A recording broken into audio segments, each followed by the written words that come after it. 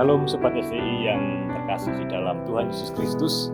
Puji Tuhan, bertemu kembali dalam program lagi. Pada kesempatan saat ini kita akan bersama-sama merenungkan apa yang menjadi kebenaran firman Tuhan. Namun sebelum itu kita akan bersatu di dalam doa. Mari kita berdoa. Bapa yang baik, Allah yang kami sembah, di dalam nama Tuhan Yesus Kristus, sungguh besar anugerah-Mu atas setiap kami Tuhan. Bukti pada kesempatan saat ini, kami bersyukur masih diberikan kesempatan untuk bersama-sama belajar, mendengarkan apa yang menjadi kebenaran firman-Mu. Kami menyerahkan hamba-Mu yang sangat terbatas ini, kiranya kuasa-Mu saja yang memampukan, sehingga firman yang akan bersama-sama kami pelajari, kami diberkati, dan kami terus dikuatkan melalui kuasa Roh Kudus-Mu, terus menuntun kami sehingga terus sesuai melakukan segala sesuatu sesuai kehendak-Mu. Terima kasih Tuhan, kami menyerahkan sepenuhnya ke dalam tangan-Mu. Haleluya. Amin.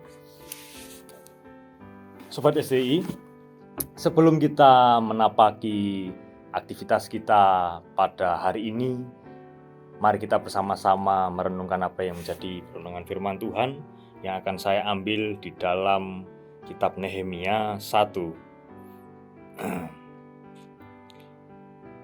Kita akan belajar bersama-sama dalam Nehemia 1, ayatnya yang ke-1 sampai 11. Sobat SCI bisa menyimak, saya akan membacakannya ayat 1 sampai 11 di bawah judul perikop Doa Nehemia bagi orang Israel.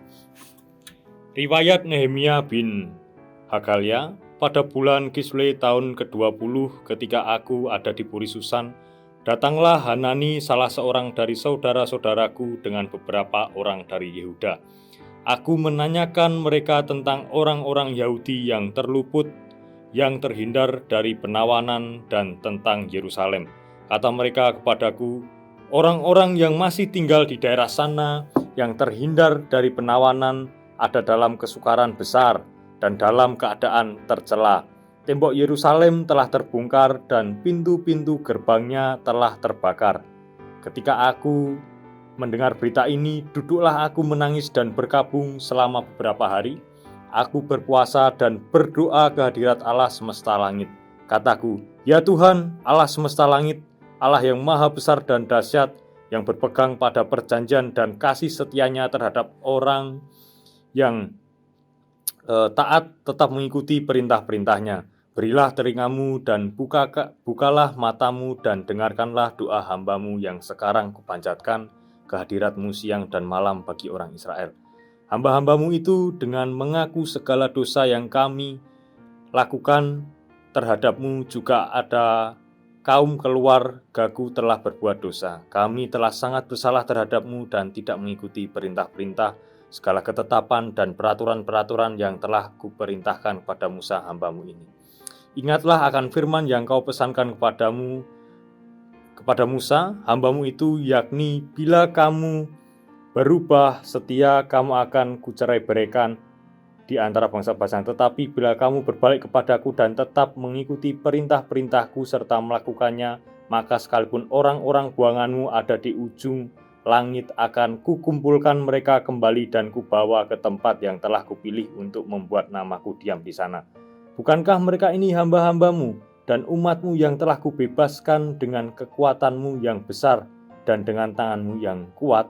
Ya Tuhan, berilah telinga kepada doa hamba-Mu ini dan kepada doa hamba-hamba-Mu yang rela takut akan nama-Mu, dan biarlah hamba-Mu berhasil hari ini dan mendapat belas kasihan dari orang ini. Ketika itu aku juru minuman raja. Amin. Saudara yang dikasihi oleh Tuhan, konteks dalam Nehemia saat ini merupakan sebuah kelanjutan dari kitab Ezra.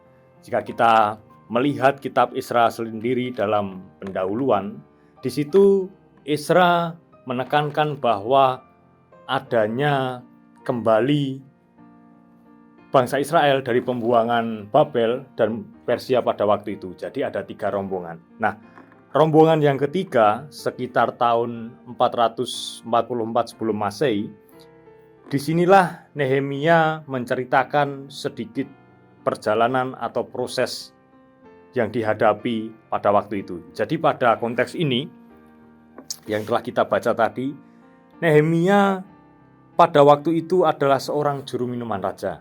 Nah, perlu kita ketahui bahwa posisi juru minuman raja merupakan posisi yang sudah nyaman, posisi yang sudah dipercayakan oleh raja saat itu, yang bisa dikatakan sangat-sangat nyaman. Nehemia pada waktu itu dipercayakan oleh Raja Artasastra I atau Raja Persia pada waktu itu untuk menjadi juru minuman raja. Namun kita bisa mempelajari di sini, di tengah kenyamanan posisinya, ketika ia mendengar pesan bahwa orang-orang Yahudi yang terluput dari penawanan dan tentang Yerusalem, dan ia mendengar berita bahwa tembok Yerusalem telah rubuh, ia merasakan duka cita. Kita bisa perhatikan di ayat yang keempat, "Aku berpuasa dan berdoa ke hadirat Allah semesta langit." Namun sebelum itu, ketika Nehemia mendengar berita ini, ia menangis dan berkabung. Ini menunjukkan duka cita yang sangat dalam. Jadi meskipun dalam posisi yang nyaman, Nehemia mau memperhatikan orang-orang di luar sana. Ia mau memperhatikan orang-orang yang sedang dalam tanda kutip keadaan sukar.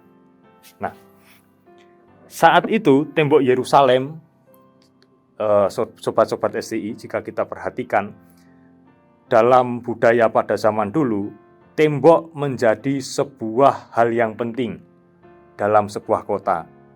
Sebagai contoh, tembok Yeriko.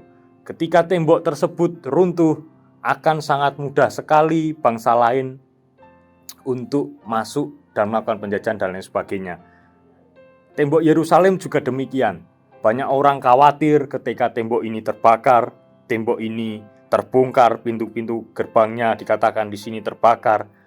Nah, oleh karena itu Nehemia merasakan apa yang dirasakan orang-orang di sana. Nehemia menaruh perhatiannya bahwa ia sangat berduka cita yang mendalam. Ia menangis, ia berkabung akan berita tersebut. Nah, jadi pertama kita bisa pelajari, sekalipun dalam posisi nyaman, Nehemia sebagai seorang juru minuman raja, tapi ia mau memperhatikan orang-orang yang sedang kesusahan. Dalam konteks ini, yakni tembok Yerusalem yang sedang rubuh. Kemudian yang kedua, apa yang dilakukan Nehemia? Kita bisa perhatikan ayat 4b, "Aku berpuasa dan berdoa ke hadirat Allah semesta langit."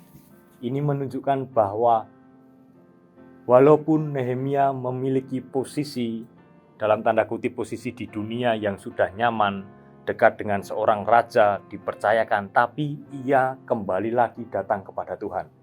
Untuk segala pergumulan, untuk segala apa yang dialami untuk orang-orang di sana, ia mau datang kepada Tuhan. Nehemia mau berdoa, bahkan di doanya, jika kita perhatikan, ayat yang kelima, "Ya Tuhan, Allah semesta langit, Allah yang maha besar dan dahsyat." Pertama ketika Nehemia berdoa, ia mengucapkan syukur, ia memuji Allah. Nehemia berkata bahwa Allah yang maha besar dan dahsyat. Nah, walaupun saat itu Nehemia mengalami duka cita, ia memiliki pergumulan, tetapi ketika ia menghadap kehadirat Tuhan, terlebih dahulu ia memuji nama Tuhan. Kemudian yang kedua, dalam pola doa Nehemia ini, ayat yang ke-6, "Berilah telingamu dan bukalah matamu dan dengarkanlah doa hamba-Mu." Ayat yang ke-7, "Kami telah sangat bersalah terhadap-Mu dan tidak mengikuti perintah-perintah." Nah, di sini menunjukkan bahwa setelah Nehemia mengagungkan Allah yang sungguh dahsyat, ia memohon ampun atas segala dosanya. Bahkan tidak hanya dosanya, tetapi dosa bangsa Israel yang tidak setia, yang tidak mengikuti ketetapan Allah. Ini sungguh luar biasa pola doa yang dilakukan Nehemia. Ketika ia sudah memuji Tuhan, ia mengakui segala dosanya. Kemudian baru Nehemia mengutarakan apa yang menjadi pergumulannya. Ia berdoa, ia memohon petunjuk Tuhan, apa yang harus Nehemia lakukan ketika ia mendengar berita bahwa tembok Yerusalem terbongkar. Nah, secara keseluruhan dari kitab Nehemia ini berbicara mengenai pembangunan tembok Yerusalem kembali. Jika Esra berbicara mengenai pembangunan bait Allah kembali, Nehemia berbicara mengenai tembok Yerusalem kembali. Nah, apa yang menjadi perenungan kita saat ini, saudara-saudara? Nehemia sebelum ia membangun tembok Yerusalem, sebelum ia melakukan pelayanannya, sebelum ia memperhatikan orang-orang yang di luar sana, ia datang kepada Tuhan. Ia mohon petunjuk supaya sesuai dengan kehendak Tuhan. Sudahkah kita sekarang ini melakukan hal yang sama seperti Nehemia? Mari, sebelum kita menapaki kehidupan saat ini, sebelum kita melakukan segala aktivitas, tanggung jawab dan tugas, terlebih dahulu kita datang kepada Tuhan, memohon supaya kehendak-Nya yang terjadi, supaya apa yang kita lakukan sesuai dengan kehendak-Nya. Seperti halnya Nehemia, ketika ia mau berserah kepada Tuhan, akhirnya Tuhan menuntun. Melalui Raja Artasastra mempercayakan Nehemia menjadi seorang gubernur, dan pada akhirnya Tuhan menuntun setiap proses-proses hingga pada akhirnya Nehemia membangun tembok Yerusalem kembali. Jadi dalam posisi nyaman pun Nehemia mau memperhatikan orang. Dia terlebih dahulu datang kepada Tuhan dan melepas kehendak-Nya sendiri, tapi mau mengikuti kehendak Tuhan. Dan akhirnya Tuhan senantiasa menolong dalam setiap pelayanannya, setiap apa yang ia kerjakan untuk membangun tembok Yerusalem. Mari kita bersama-sama belajar seperti Nehemia. Dalam kondisi apapun kita tetap datang kepada Tuhan. Sebelum melakukan segala aktivitas, ingat bahwa Tuhan yang mampu atau Tuhan yang mengatur segala kehidupan kita, supaya kita terus berkenan di hadapannya. Amin. Mari kita bersatu dalam doa.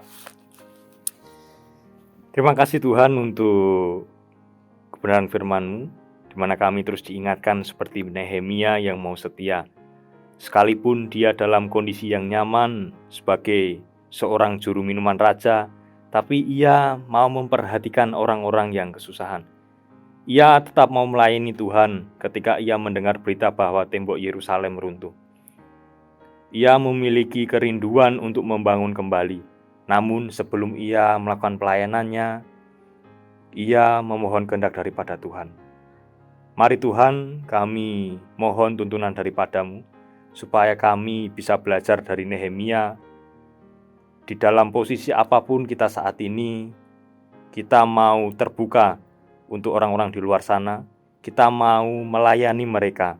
Dan tentunya sebelum kami melangkah, kami mohon petunjuk daripada Tuhan, supaya Tuhan yang menghendaki, Tuhan yang menuntun setiap proses hidup kita. Terima kasih Tuhan, kami sungguh bersyukur untuk setiap anak-anak-Mu, baik di STI Yogyakarta dan di luar sana, dimanapun kami berada. Kiranya Tuhan melimpahkan segala sukacita daripada-Mu untuk setiap kami. Di dalam nama Tuhan Yesus Kristus kami sudah berdoa dan ucap syukur. Haleluya. Amin.